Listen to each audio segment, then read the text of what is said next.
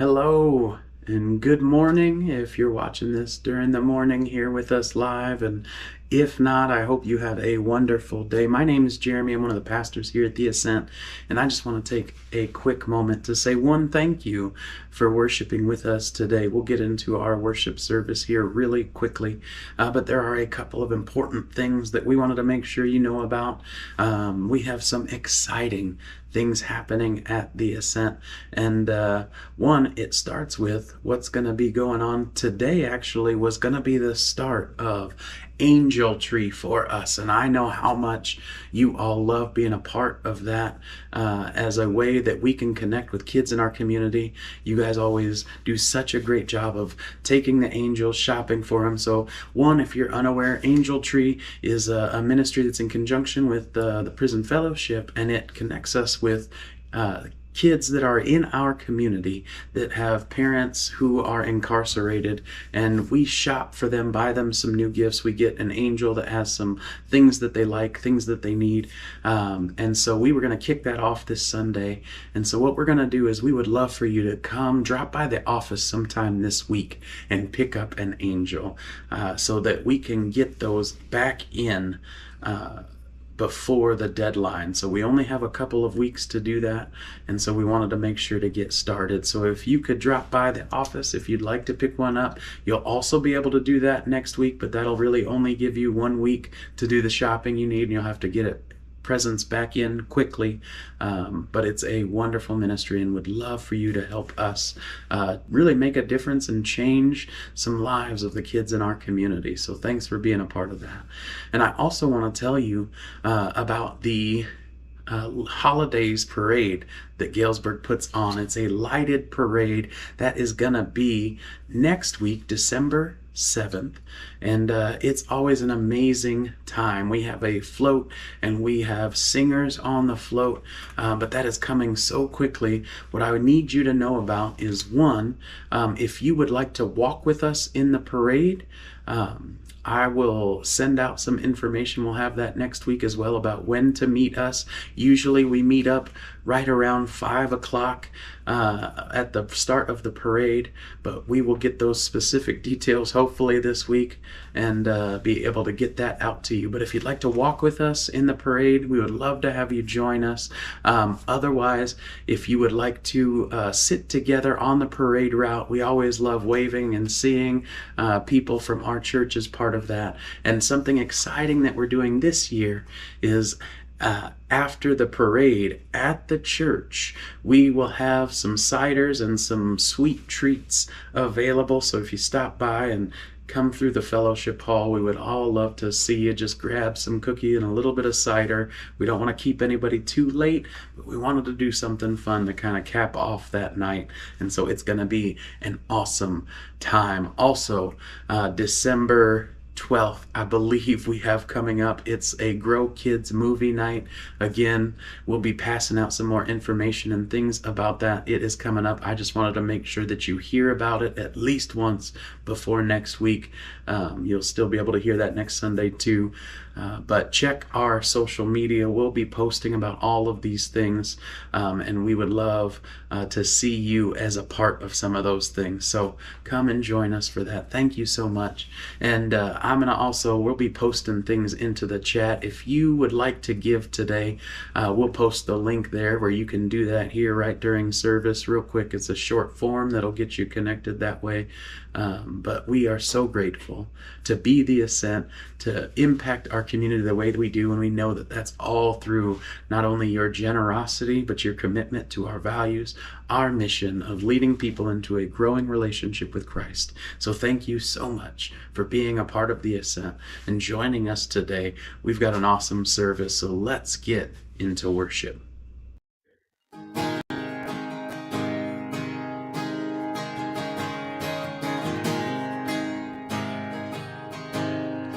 I've searched the world, but he couldn't fill me. Man's empty praise, treasures of faith, never enough. And you came along together, and every desire is now satisfied here in your love. Oh, there's nothing better than you. Oh, there's nothing better than you, Lord. There's nothing, but nothing is better than you. Yeah, yeah. Oh, I'm not afraid to show you my weakness, my failures and my flaws. Lord, you've seen them all, and you still call me friend. 'Cause the God of the mountain is the God of the valley. And there's not a place where mercy and grace won't find me again. Oh, there's nothing better than you. Oh, there's nothing better than you, Lord. There's nothing, nothing is better than you. Yeah. Oh, there's nothing better than you, Lord. There's nothing better than you, Lord. There's nothing, nothing is better than you.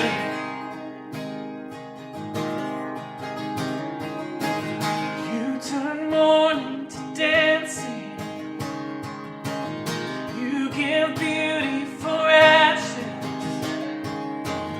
You turn shame into glory. You're the only one who can. You turn mourning to dancing. You give beauty for ashes. You turn shame into glory. You're the only one who can. You turn graves into gardens. Yeah. You turn bones into armies. You turn seas into highways. You're the only one who can.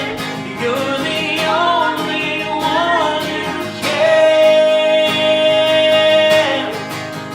Oh, there's nothing better than you.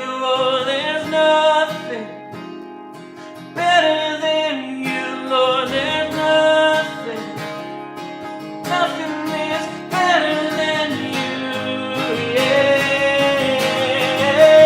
Oh, there's nothing better than you. Oh, there's nothing better than you, Lord. There's nothing, nothing is better than you. Yeah.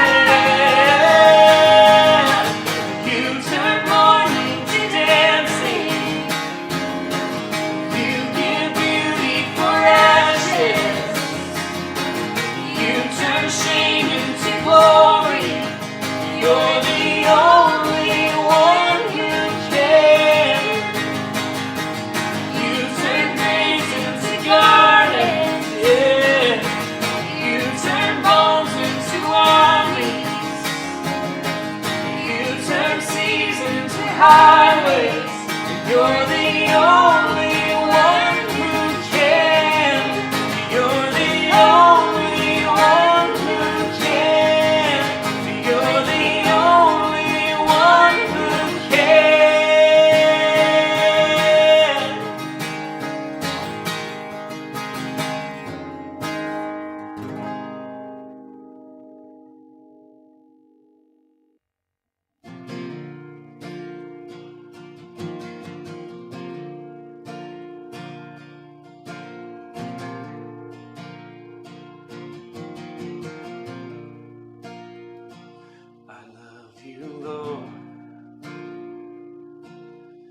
For your mercy never fails me. For all my days I've been held in your hands. From the moment that I wake up until I lay my head, oh, I will sing of the goodness of God. And all my life you have been faithful.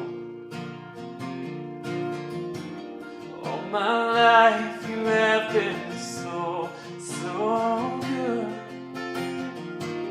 With every breath that I am able, oh, I will sing of the goodness of God. I love your voice. You have led me through the fire in the darkest night. You are close like no other. I've known you as a father. I've known you as a friend, and I have lived in the goodness of God. All my life you have been faithful. All my life you have been so, so good. With every breath that I am able, oh, I will sing of the goodness of God. Your goodness is running after, it's running after me. Your goodness is running after, it's running after me. My life laid down, surrender now. I give you everything. Your goodness is running after, it's running after me. Yeah. Your goodness is running after, it's running after me. Oh, your goodness is running after, it's running after me. With my life laid down, I surrender now. I give you everything. Yeah. Your goodness is running after, it's running after me.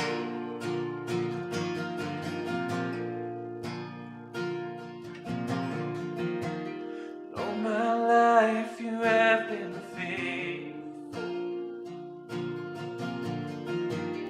All my life you have been so, so good.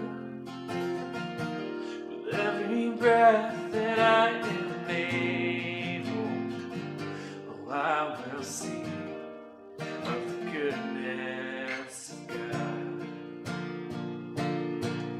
Oh, yeah. And all my life you have been faithful. All my life you have been so, so good. With every breath that I am able, oh, I will sing of the goodness of God. I will sing of the goodness of God. Yeah, I will sing of the goodness of God.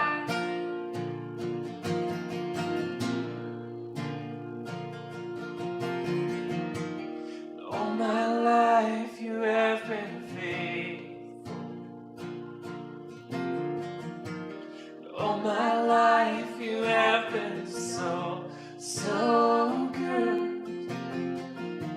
With every breath that I am able, oh, I will sing of the goodness of God. I will sing of the goodness of God. Yeah, I will sing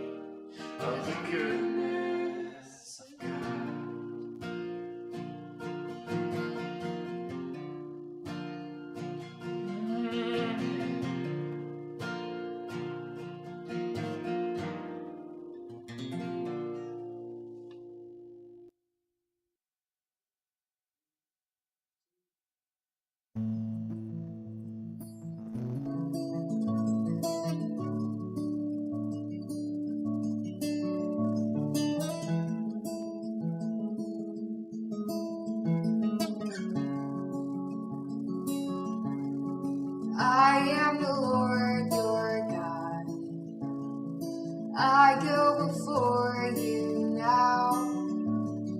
I stand beside you. I'm all around you. Though you feel I'm far away, I am closer than your breath. I am with you more than you know.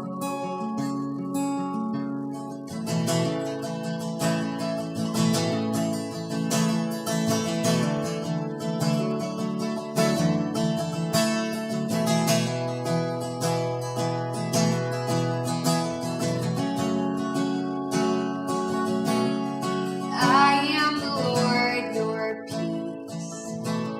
No evil will conquer you. Steady now your heart and mind. Come into my rest.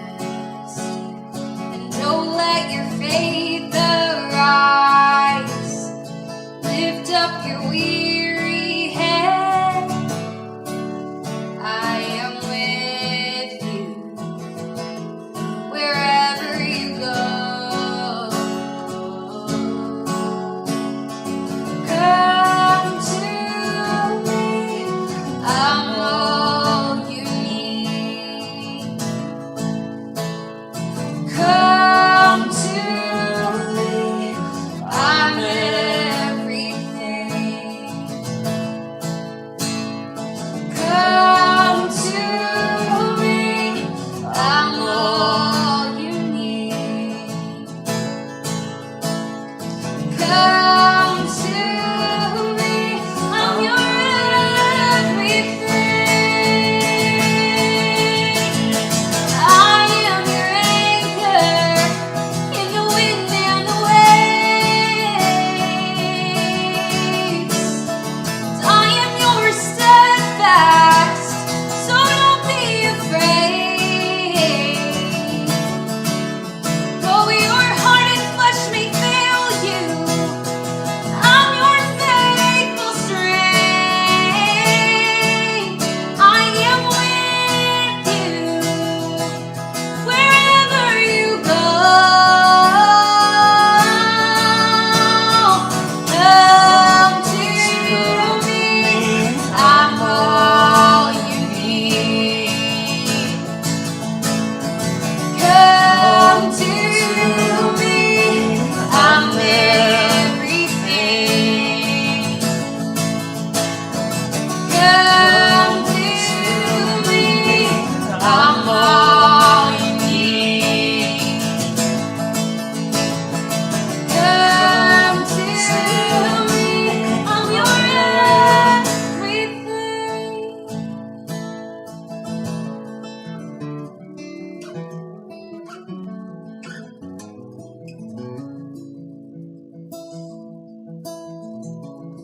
Come to me, I'm all you need.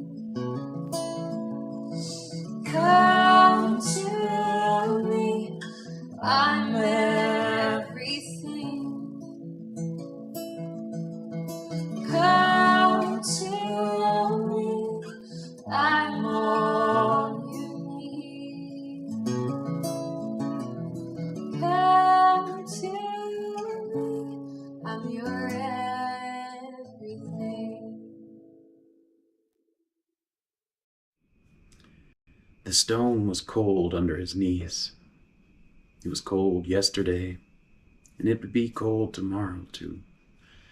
Simeon pressed his forehead to the floor of this small room as he whispered the same prayer that he'd whispered for how many years now? 20, 30?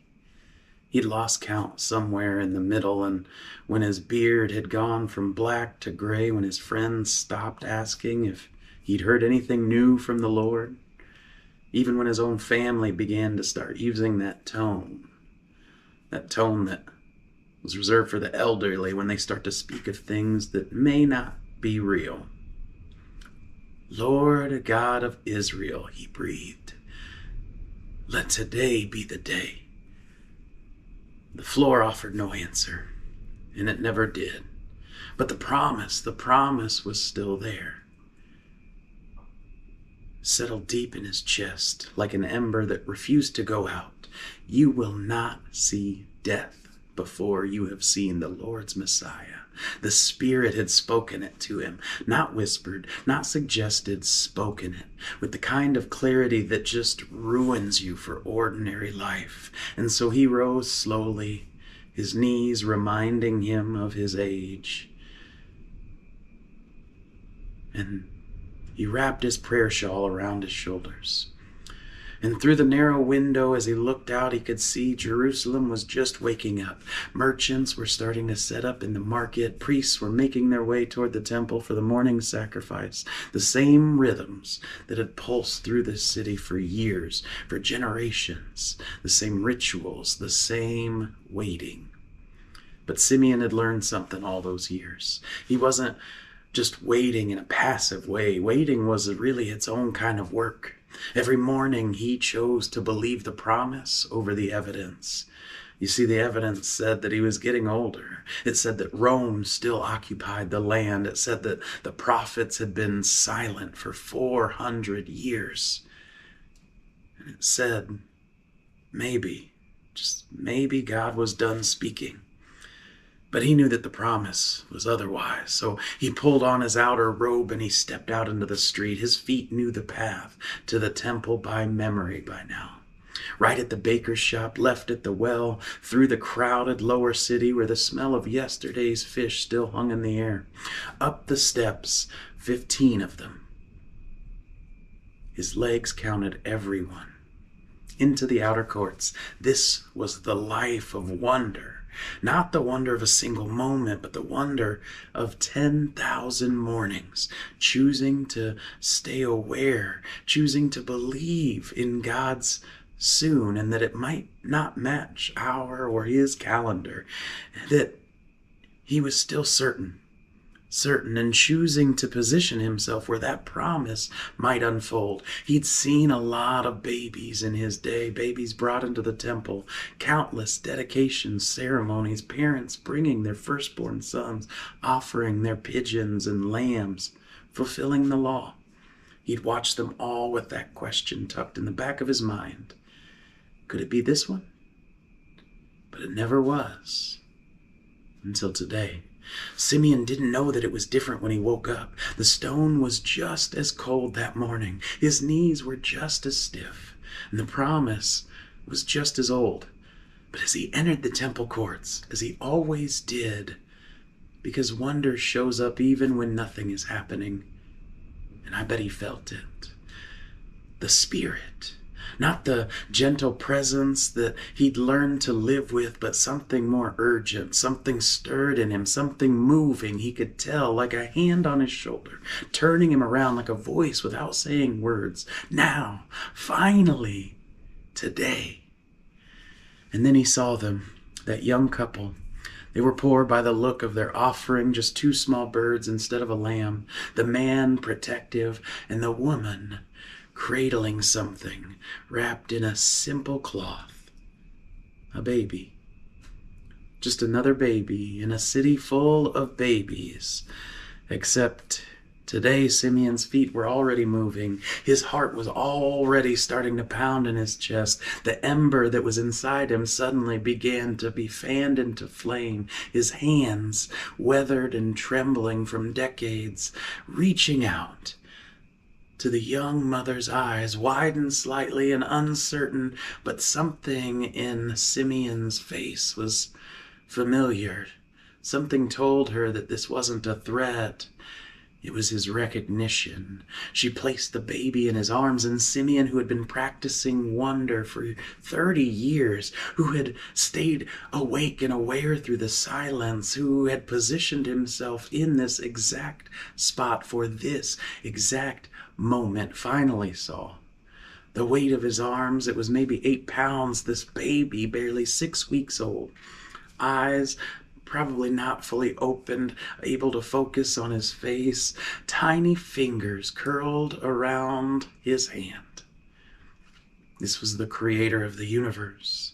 This was the consolation of Israel, it says, the light of the Gentiles, the glory of God's people, all of it,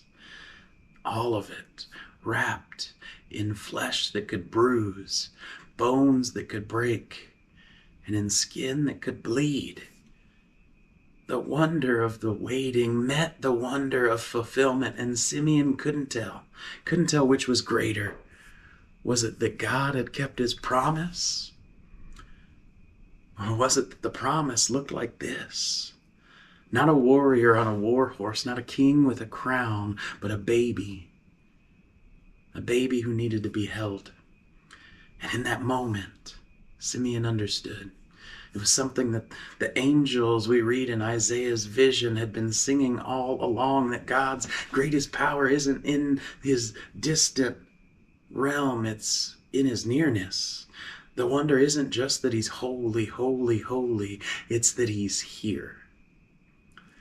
Lord, Simeon says, voice cracking, now you can let your servant depart in peace. For him the waiting was over. The wonder had just begun. And you know what strikes me a little bit about Simeon's story? It's not that he finally saw the Messiah. It's that he was ready to see him. He was prepared. If you think about it, Mary and Joseph brought Jesus to the temple on day 40. Like thousands of other parents would have brought their babies that year. It was the same temple, the same ceremony, the same requirement under the law. But only one person in that crowded courtyard recognized who this child was. It wasn't the priest performing the ritual or the religious professionals who'd spent their lives studying the Torah. Not the crowds that were passing by or trying to offer sacrifices. It was just Simeon. Why? Because Simeon had been practiced something that I think the rest of the world had forgotten. Wonder. So I want to ask you a question. When was the last time you stopped and truly meditated on how great and powerful God is? Not just a quick, God is good in passing, not a hurried prayer before a meal, not background music theology while you're doing something else. I mean, when was the last time you really stopped and really looked, really let the weight of who God is settle on you? Because here's what I think happens to most of us, especially during Christmas, is that we get so busy celebrating the story that we forget to actually see it. We've heard it so many times, the angels, the shepherd, the manger, that we can recite it without even experiencing it. Our familiarity has replaced our wonder. Scripture doesn't let us off that easy, though. Listen to how in the Bible it frames the magnitude of who it is that we're really talking about. Genesis 1:1 says, in the beginning, God created the heavens and the earth. And that's not poetic language. That's our cosmic reality. That's the God we serve. He spoke and galaxies came into existence. He set the stars into place. He determined the laws of physics. He designed our DNA. He created gravity and the electromagnetic spectrum. He did so much. And the prophet Isaiah got a glimpse of this too. And when he says, I saw the Lord sitting high upon the throne, high and lifted up, and the train of his robe filled the temple. Above him stood the seraphim. One called and the another said, holy, holy, holy is the Lord of hosts. The whole earth is full of his glory. Angels, these are beings of pure power, of holiness. They can't even directly look at him. They cover their faces and cry out in continuous worship. And the psalmist, when we look in the Psalms, it says, when I look at your heavens, the work of your fingers, the moon and the stars, which you've set in place. What is man that you're even mindful of him? And the Son of Man that you care for him? Do you see how that progresses? God creates everything. God reigns in unapproachable holiness. God is so vast that it makes us ask, why would he even notice us?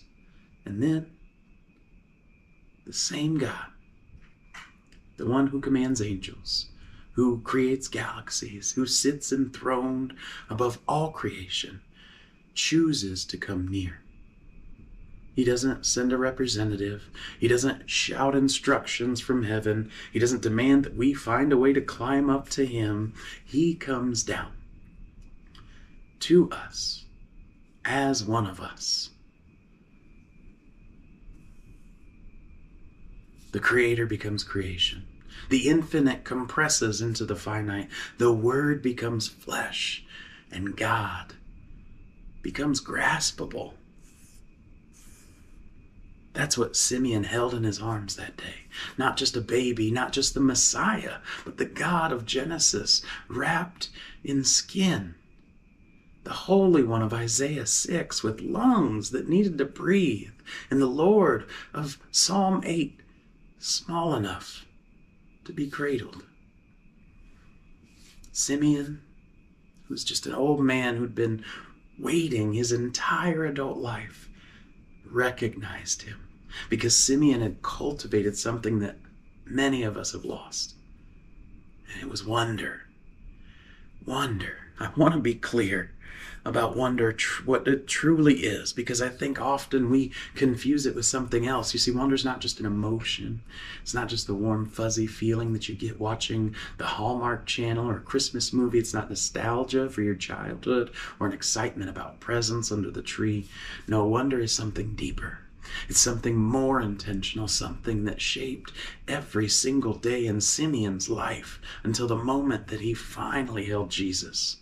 And here's what I want to show you today as you listen, is that wonder, as great as it is, it's built up of 3 parts, 3 dimensions. There's 3 expressions that we see captured and that are on display here in Simeon's story.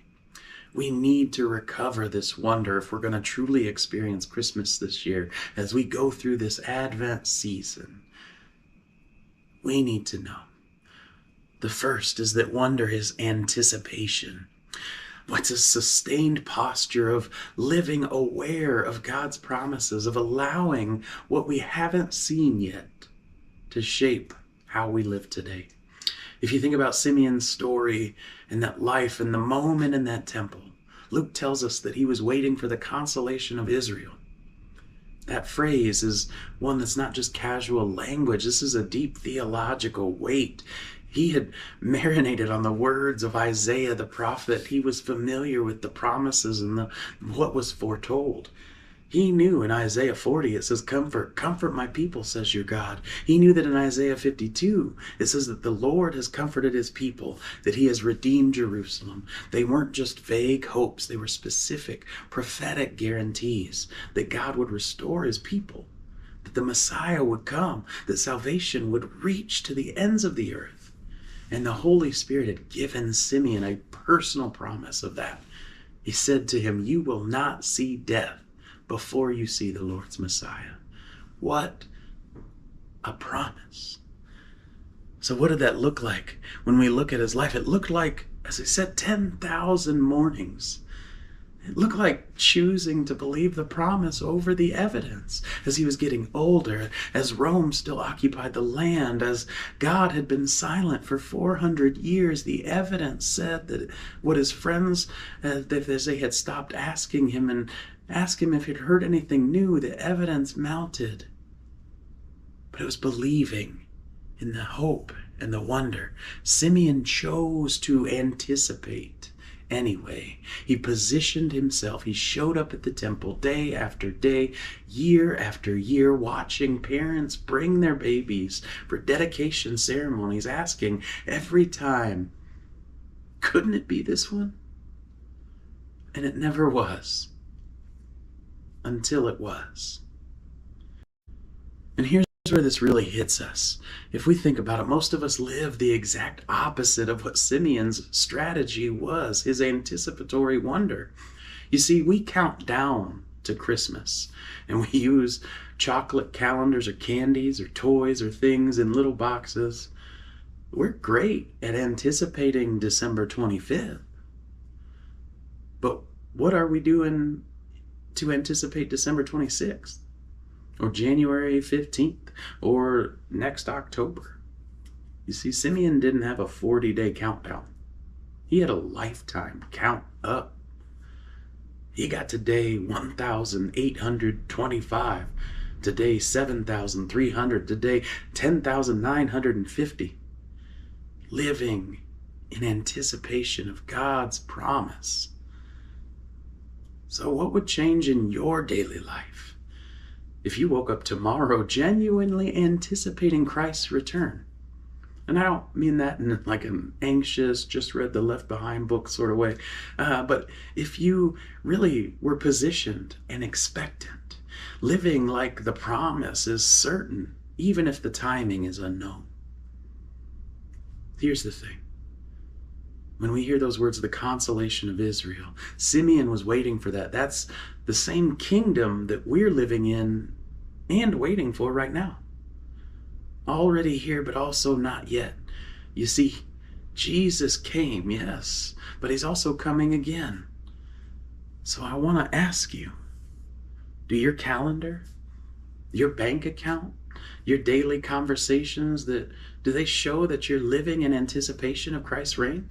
Or have you, like I think many of us, if we're honest, settled into living in this world like the rhythms are all that matter? I get it. You know, we all have bills to pay. We've got kids to raise, jobs to do. And Christmas in itself even has become one more thing on the to-do list. It's not the celebration of God breaking into human history, but Simeon had a life too. He wasn't floating in some spiritual bubble. He got older. His knees hurt. The stone was cold every morning. But yet he chose to wonder. He chose anticipation. He chose to let God's future shape his present reality. Because Simeon was practicing that anticipatory wonder, and he practiced it for decades. And when the moment finally came, he was ready for the second part of wonder, which is realization. Realization is what happens when the anticipation meets the fulfillment, when we finally encounter what we've been waiting for, and we discover the reality, and it exceeds even our spirit-formed expectations. You see, if you picture that moment again, as Simeon entered the temple, and he walks through the courts like he had 1,000 times before. But this time, something was different. The Spirit, who had been a gentle, constant presence, suddenly was urgent, insistent. It was moving him forward. And then he sees them, a young couple. Just the woman cradling her baby. And he's moving towards them. Mary places the baby in his arms. And Simeon, who had imagined this moment for 30 years, he realizes something staggering. The promise he believed in was even more wonderful than he'd anticipated. It wasn't a warrior on a war horse. It wasn't a king with a crown, but it was the creator of the universe, vulnerable enough to need holding.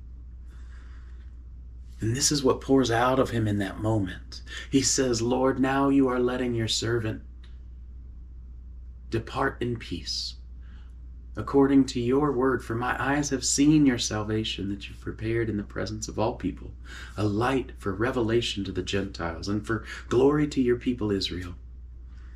My eyes have seen, he said, not hoped for, not believed in, not heard about, seen. This was a personal encounter with a cosmic reality. Your salvation that you have prepared. God didn't improvise in the moment. This was the plan. He had prepared for this. He had promised it even.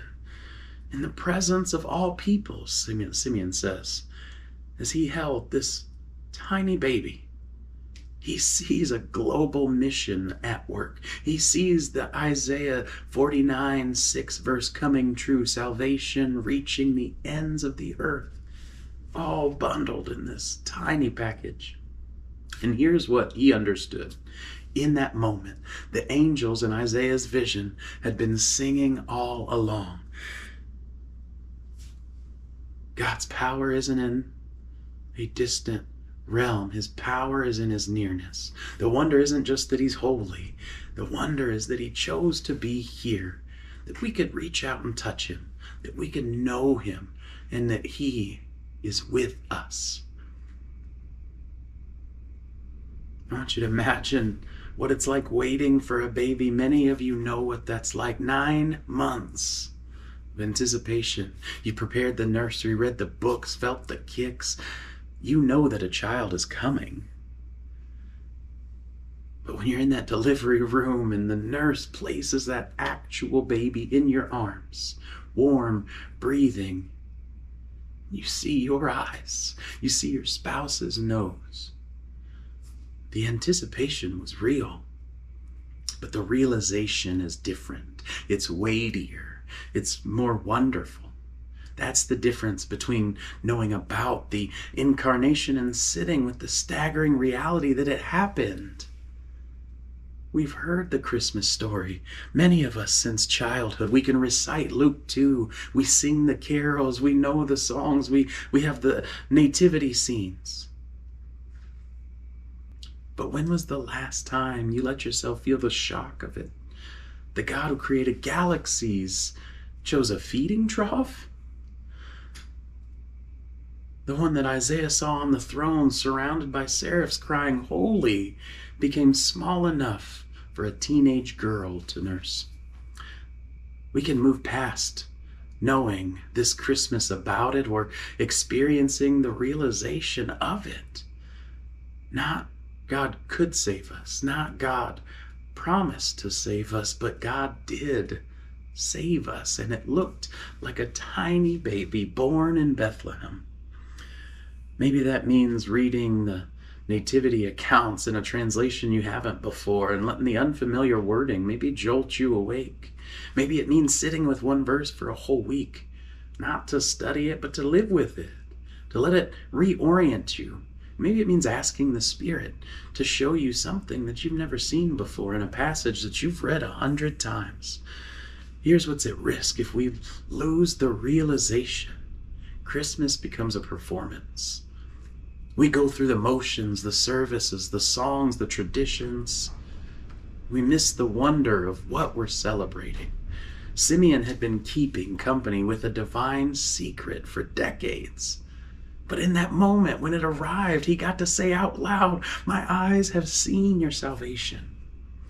When you gather with family this Christmas, when you sing, "Oh, come all ye faithful," when you light the Advent candles, when you're doing all of this, you're not rehearsing something that might be true. You're celebrating a realized history. The Word became flesh.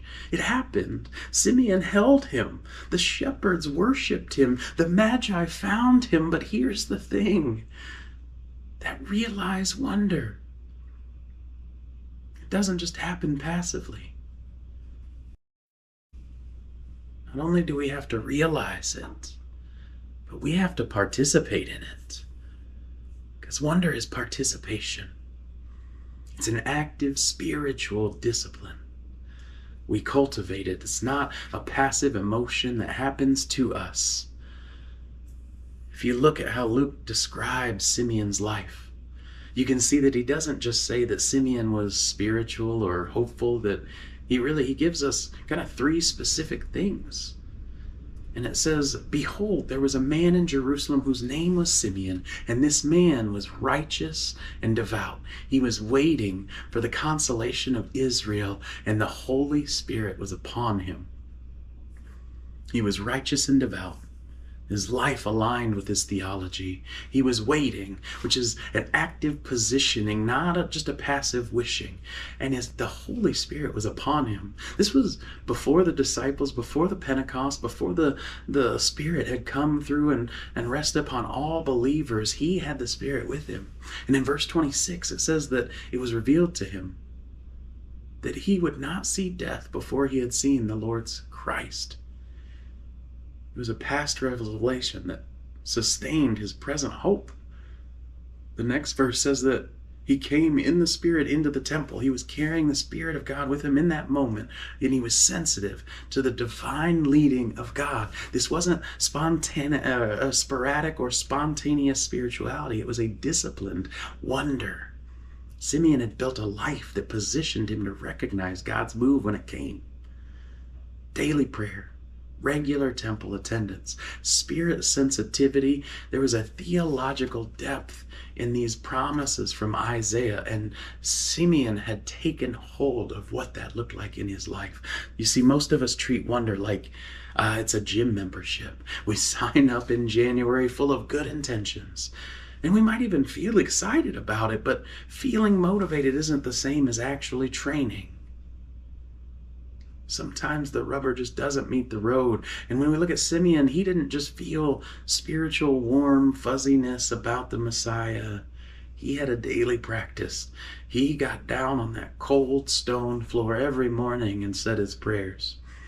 He knew that the path that he walked from his house to the temple was well worn, but he still showed up. He had seen countless babies and had witnessed countless times through that procedure, but he stayed alert.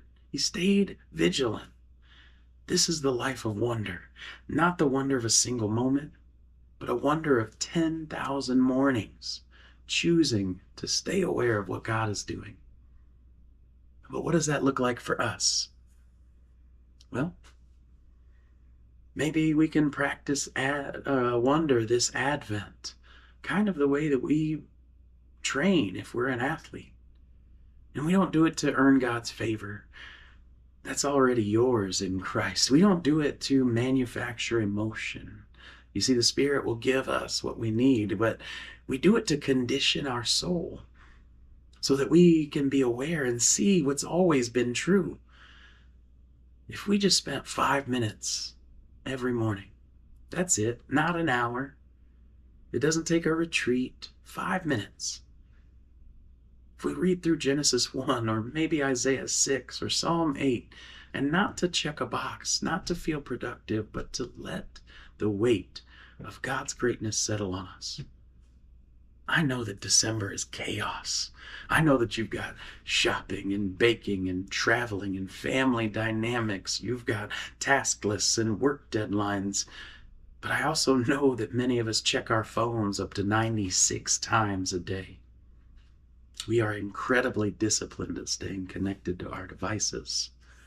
So what if you were disciplining or disciplined about positioning yourself for wonder, as you are about checking Instagram?